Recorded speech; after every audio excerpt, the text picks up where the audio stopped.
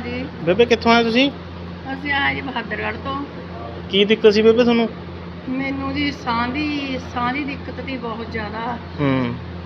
ਵੀ ਸਾਹ ਮੈਂ ਸਟੀਮ ਲੈਂਦੀ ਤੀ, ਛਾਤੀ ਜਾਮ ਹੋ ਜਾਂਦੀ ਤੀ ਮੇਰੀ। ਅੱਛਾ ਜੀ। ਰੇਸ਼ਾ ਬਲਗਮ ਬਹੁਤ ਜ਼ਿਆਦਾ ਤੀ ਜੀ। ਕਿੰਨੇ ਟਾਈਮ ਤੋਂ? ਕਿੰਨੇ ਸਾਲ ਹੋ ਗਏ ਜੀ? ਠੀਕ ਹੈ ਠੀਕ ਹੈ ਠੀਕ। ਬਹੁਤ ਸਾਲ ਹੋ ਗਏ ਇਸ ਤਰ੍ਹਾਂ ਕਰਕੇ। ਹੂੰ ਮੈਂ ਹੁਣ ਦਵਾਈ ਲਈ ਆ ਜੀ, ਇਹ ਹੂੰ।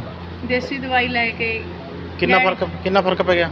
ਫਰਕ ਤਾਂ ਜੀ ਬਹੁਤ ਪੈ ਗਿਆ। ਵੈਸੇ ਮੈਂ ਨਾ ਸਟੀਮ ਲੈਂਦੀ ਆ ਜੀ, ਅੱਛਾ ਜੀ। ਨਾ ਖੰਘ ਦੀ ਦਵਾਈ ਲੈਂਦੀ ਆ, ਨਾ ਕੋਈ ਗੋਲੀ ਲੈਂਦੀ ਆ। ਸ਼ੂਗਰ ਵੀ ਤਾਂ ਜੀ ਸਭ ਕੁਝ ਛੱਡਤਾ ਜੀ? ਹਾਂ, ਜੋੜਾਂ 'ਚ ਦਰਦ ਵੀ ਹੁੰਦਾ ਤਾਂ ਮਤਲਬ ਕਿ ਤੁਹਾਨੂੰ 80-90% ਹੈਗਾ ਆਰਾਮ?